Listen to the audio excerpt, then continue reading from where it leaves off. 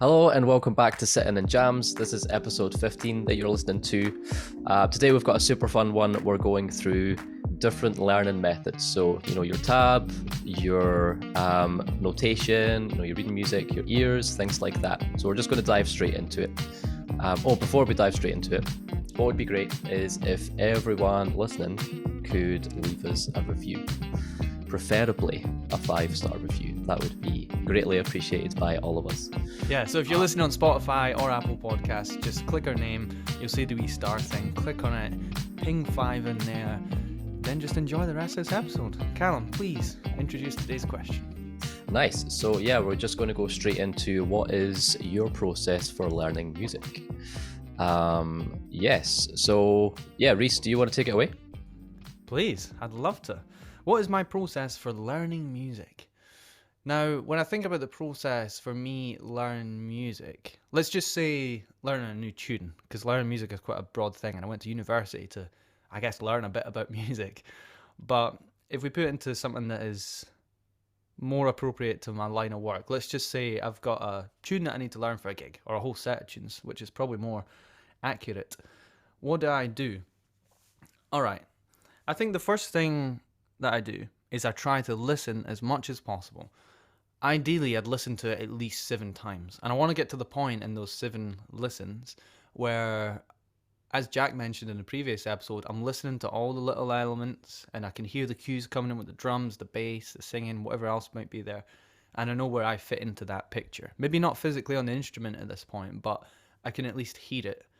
And an additional layer of that learning process for me is that if I can sing it, then I'm gonna win a lot quicker, I think. I'm a real believer in if you can sing it, in some ways you've internalized it enough that the process for physically getting onto the instrument should be a lot smoother, at least in my experience. So yeah, the initial phase of me trying to learn a piece would be that I would listen to a lot. I say 7 times, like that's maybe an arbitrary number. Maybe science could back that up somehow. But, at least 7 times I'll listen to the piece, really try and pick it all apart and hear what sections are coming up and how I fit into it. And then what I would do is I would try my best just to use my ears, actually, just to get it all down. Now, if I've got a big list of songs that I need to get through, it's really useful to have some sort of lead sheet or notation, because it means that I can use my ears, but I can also really quickly just see, oh, that's what they want me to do. Can I hear that? I can see it. All right, great. Tick, done.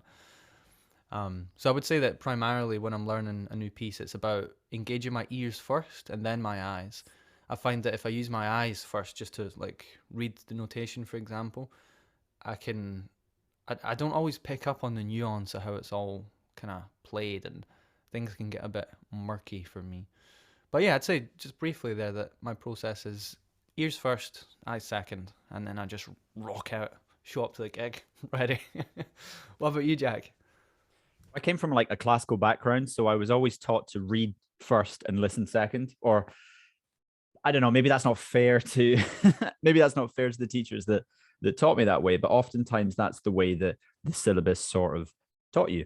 And it placed a lot of importance on it. And I realized with a lot of the music that I'm interested in, that I want to transcribe as well, my best method, like you, is really to just take things in orally first, and then, yeah, sure, find out about it, what it looks like on a page and that sort of thing as well. But I'd say one of the big and perhaps most important elements for me personally to really know something as well, because for lots of people, sometimes learning a tune can take, I don't know, it could take 15 minutes, it could take a week, or it could take a month to really get to know a tune as well, depending on the genre, the style, the difficulty, all of those sort of things, and also how much you're remembering of a piece.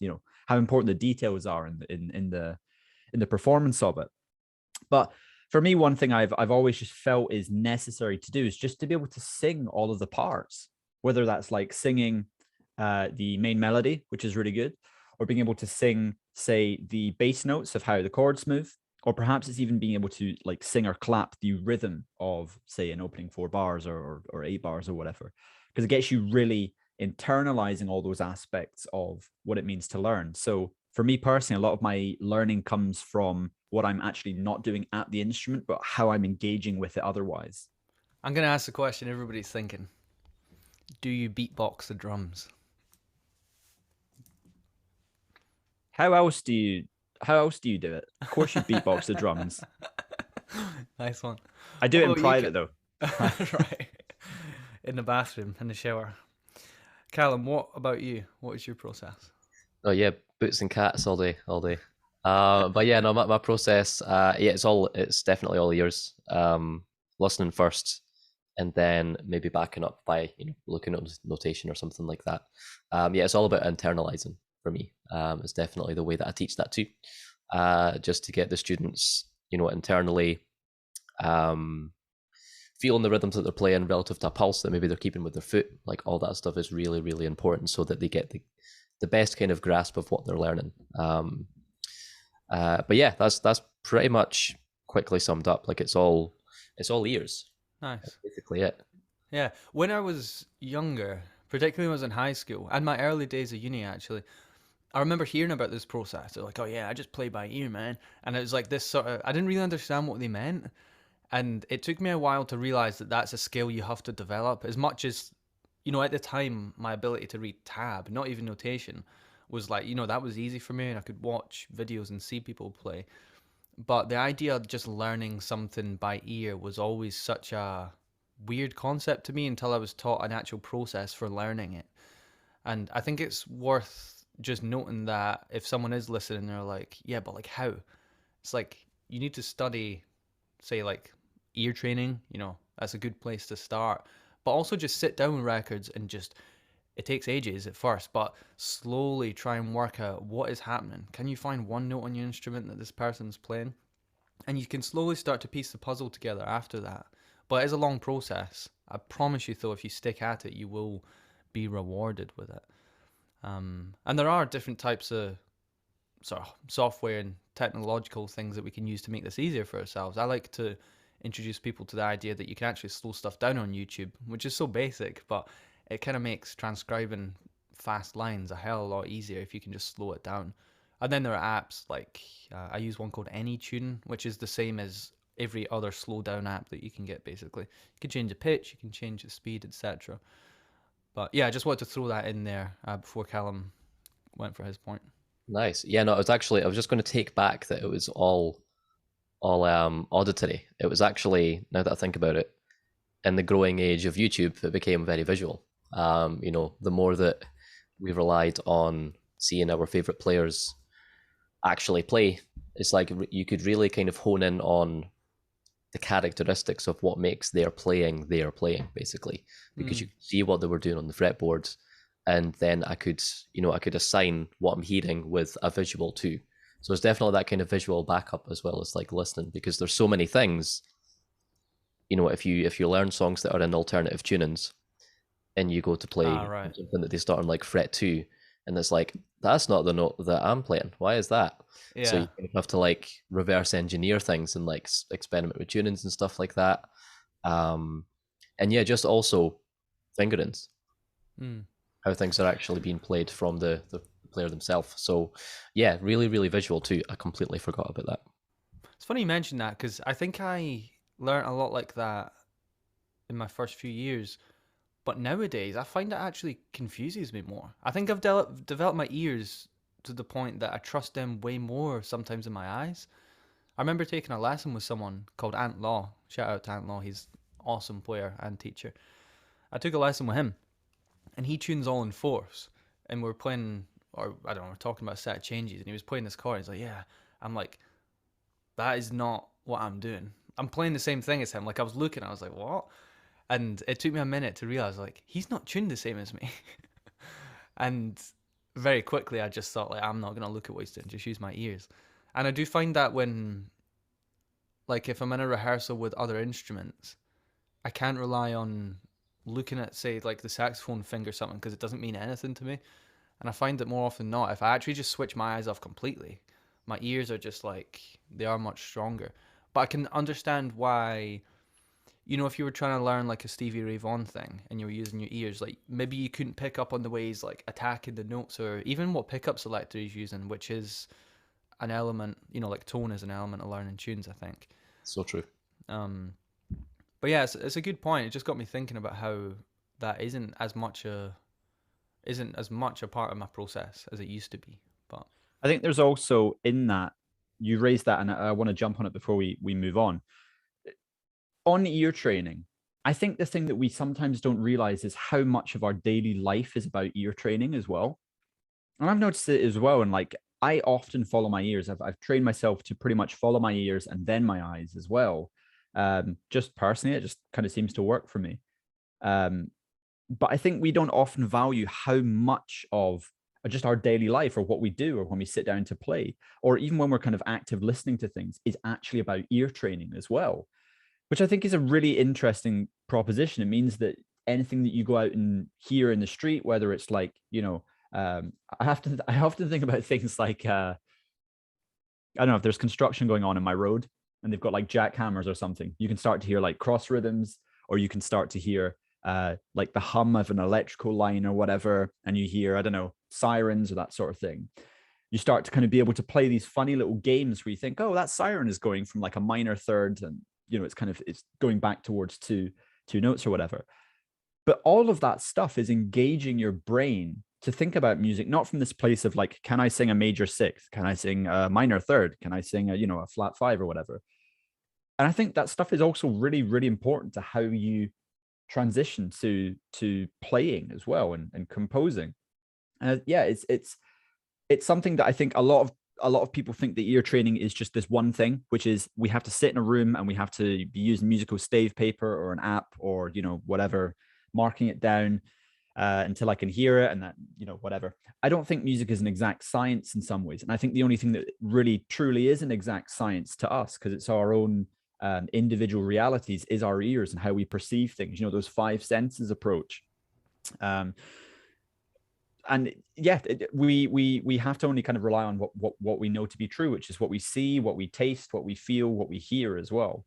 Mm-hmm. And I think it's just about valuing that there's so much that's encapsulated in ear training that isn't just the academic sense of the word as well, which I think is fascinating. But on that topic of you're saying about hearing things as well, and like watching Ant play and then thinking, well, hang on a minute, this doesn't make any sense. It doesn't make any sense to look at him.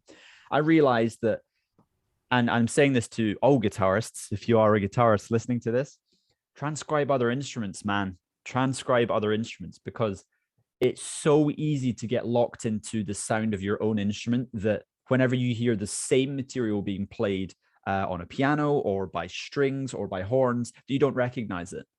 And what you start to do when you start to listen to other instruments is you start to identify the music itself rather than the instrument that's playing it. So it's a really big thing. I remember transcribing a lot of, and I still do this as well, to be fair, transcribing a lot of piano. And I don't play any piano, really. I can lay down like some really basic chords if I get my fingers in the right places. But ultimately, like I really don't know how to play the piano at all. But I know how to play the guitar, which is a completely different scenario. So when I was listening to things, I was listening to these pieces that I wanted to transcribe, this music that I wanted to transcribe. I was trying to figure out, like, well, how does this voicing work? Is there a minor second interval going on here? I don't really know. Let me just look at the video and see what he's doing. And then I started to realize, of course, if you've ever seen somebody play piano, most of the time the pianist's hands will cover a lot of the notes. So you can't really see it unless you're looking at it from a kind of a bird's eye view angle, really. So it relies on you to think, well, there's no other way around this. The music isn't online. So I'm going to have to try to hear every individual note. And I remember it being painstaking, man, trying to transcribe chords or sections of music that I really, really loved and appreciated. But the only way around it was to just try to listen note by note by note. And eventually it got to a point where I started to recognize, hang on a minute, this is kind of similar to something that we do on the guitar and blah, blah, blah. It's a long process, but it's realizing that every time you sit down to test your ears and try to push them, you're making a significant jump in your ability to be able to hear music in a different context as well. Good point. I just want to say, sorry if you can hear what sounds like a chainsaw outside there. It's kind of bugging me. But the way that I think about ear training or oral perception is those kind of exercises of being able to hear a perfect six or, major six or a perfect fifth or whatever. it's kind of like doing a bicep curl. It's like an isolated exercise that gets you stronger at recognizing a specific thing, right? Now, on its own, it's not, I wouldn't say it's particularly useful, you know, just being able to hear like a piano go dum, dum, and just know that that's a fifth or whatever. Um, but the more you do that process, sort of like a bicep curl, you can start finding areas to use that strength that you have developed. For example, what Jack was just talking about there, transcribing different instruments, where you can't look at the piano or the didgeridoo and visually see what note it is they're playing. You have to use your ears and engage them in that process. And that's why I think it is important to do the practice and the exercises are here in isolated intervals.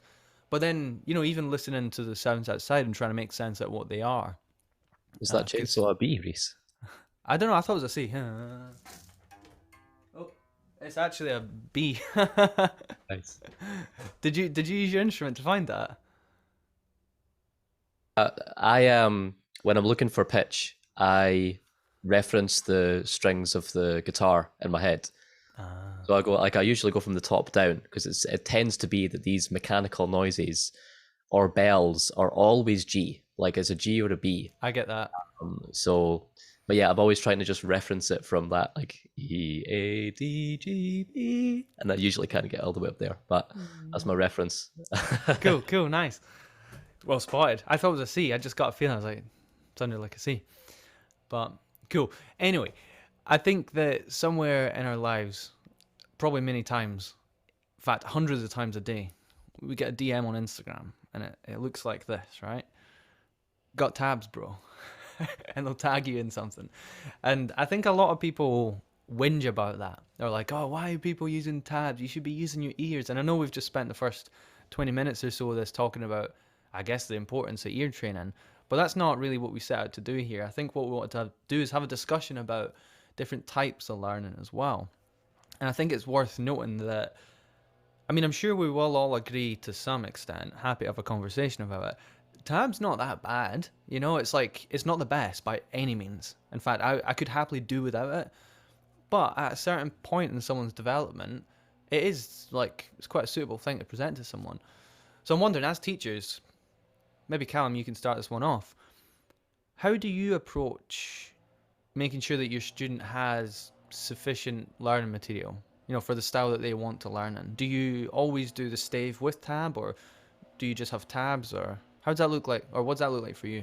So I'll usually base that off of that kind of initial conversation / consultation, just kind of seeing maybe if they've had experience before and they're strictly just like the numbers, I might keep them to the numbers. But if it's brand new, if it's a kind of brand new slate, I like combining the tab, you know, that numeric element with reading the rhythms, because that always gives us an opportunity to kind of get our internal pulse going, just like trying to think of like a tempo to tap things at so that we can hear and feel how long things should actually be. Because again, that's the one piece of information that we don't get from tab. And I feel like that's a really important one. It's the same way that I'll teach, you know, time signatures. It's like a lot of people for a first little bit of time, in the beginnings of like their learning theory or things like that, they won't know what the bottom number represents. So it's always good to go, okay, this top number tells us how many of what, and it leaves you with a question. You go down to that bottom number to find out what that actually is that you're counting.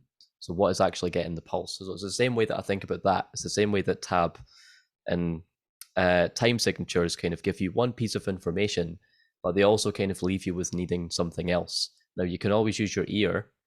Most people kind of rely on their ear to find the rhythmic information when they're just reading the tab, and that's fine, because again, we're still using our ears. We're still gaining that skill of developing the relative ear training. But yeah, it's definitely individual. Like, it really kind of depends on that individual. And if I see them maybe being like more of a visual learner, maybe they're really good at picking up rhythms like that, it's quite clear when students can just hear something and pick up the rhythm. And it's also quite clear when sometimes there's more students that struggle with that part of the process. So then you need to kind of change things based off of that. Maybe they're better at reading the rhythms if they can't internalize them. So yeah, it's being prepared for all of those outcomes. It's definitely being prepared for giving that student the best chance. Is that it kind of goes back to that saying of like, don't judge a fish's ability to climb a tree, because then it'll think it's an idiot his whole life. You know what I mean? So it's just like using that. It's just like try and hone your students' abilities. See what they're good at. See, are they really good at just listening to rhythm and picking it up straight away? Same with pitch.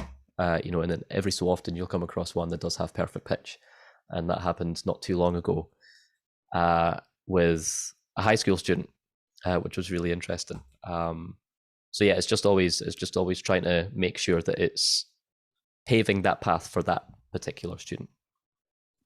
I think there is also something inherently just in the nature of notation systems, is that they're all in some way flawed. They're all in some way flawed, and they limit and they restrict how we teach and how we also learn music as well. So in the West, typically we think of music as existing within the 12 tones, and anything is existing out of those 12 tones is considered exotic. It's the same with how we think of time signatures, key signatures, general harmony as well. It's very difficult for us to reimagine music from a different perspective unless we are obviously willing to learn things like the conical, or we're willing to just understand different ways in which music is understood and taught. But I think especially for like taking it back to kind of tab and notation and that sort of thing as well, I always find it's a very interesting conversation to think about like alternative notation systems, because ultimately none of them are going to be correct. It's very hard, for example, and I'm going to give credit to both tab and to standard notation in that tab is really, really good for showing you the exact fingering that's going on with somebody's playing. So that's excellent that way. The trade-off, unfortunately, is two things. The first thing being there's no real rhythmic property, or there's no real rhythmic understanding of what's going on with the music. So it truly is just a bunch of fingering passages and specific frets kind of being used. Of course, you sometimes see like rhythm underneath, but like they don't really tell you anything about the grouping or what it really looks like on the stave or that sort of thing. But also there's a bigger problem as well, which guitarists will know almost immediately, which is, of course, piano players deal with this as well. And every piano player that's ever sat down to play will try to see, well, what's my biggest spread? Like, how many notes can I really hit?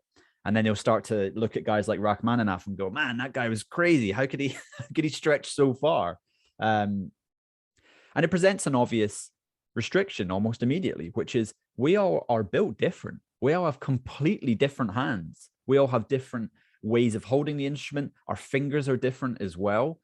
So there are some pieces of music, and this sucks to realize, because for some people, there's stuff that your hands are just not going to be able to do. And it's not because you've not played or practiced hard enough.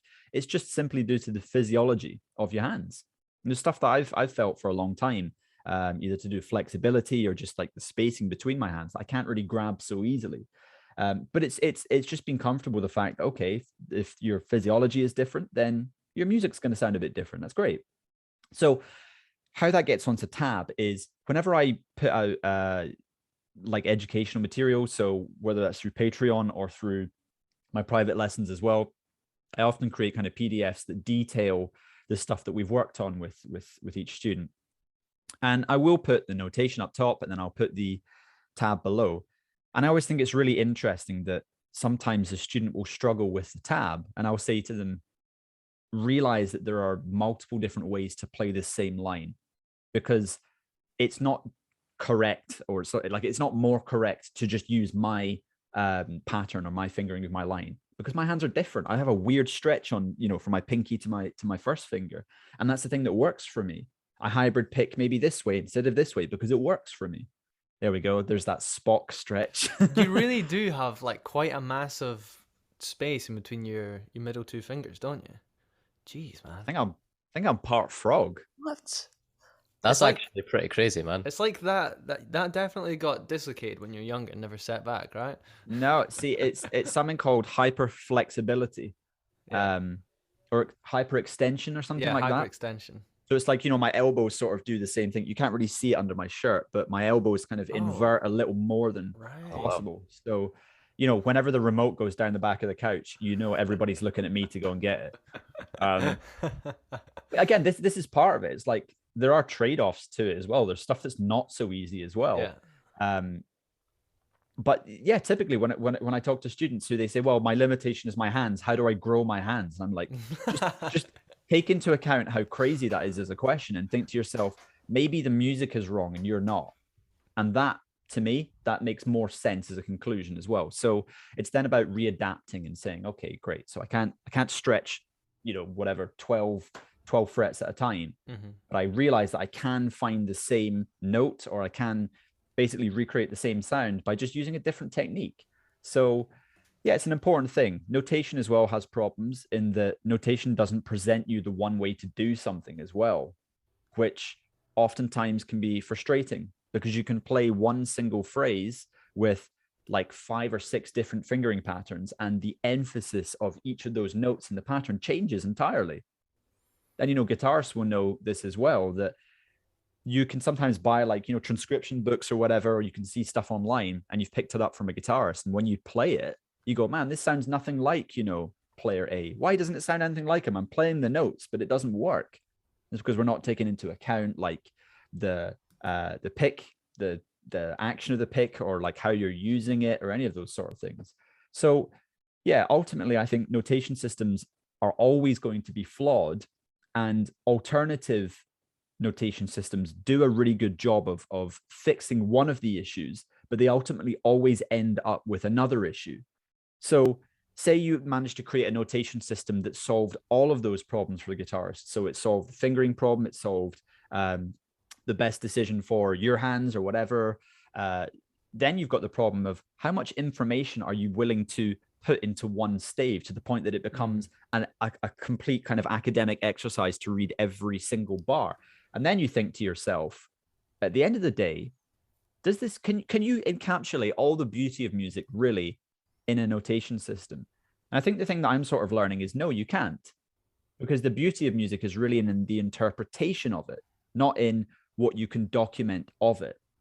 So that's my own personal kind of conclusion to it. But it's made a lot of sense when I've gone to learn it as well, is that the goal is not to kind of copy it and to be able to do it perfectly. It's to work within my restrictions. All right. On that point, would you say that ears, like you learning to use your ears, are more important?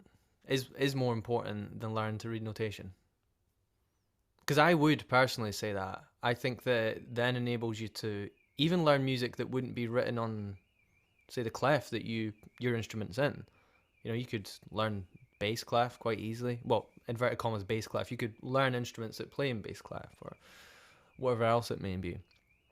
So, I mean, do you two agree that ears are the superior route here? I think the ultimate saying in music is when like it sounds good, it's good. I think that's, for me, that's what it does. That's what it essentially is. Although there's many other things that have contributed to like helping the ear out, or like just things like that, helping you get a better picture. But ultimately, it's really got to be that listening exercise first, right? Yeah, I mean, there's so many different ways up the mountain, right? Yeah. Someone might get to the exact same beautiful performance reading it, sight reading it even. Like some people are able to somehow capture a lot of pieces' essence just with their eyes. Not me at all. I'm not that guy. I can certainly read music, but it's not my go-to. I think my ears can capture a much more well-rounded view of what's being asked of me in a certain piece.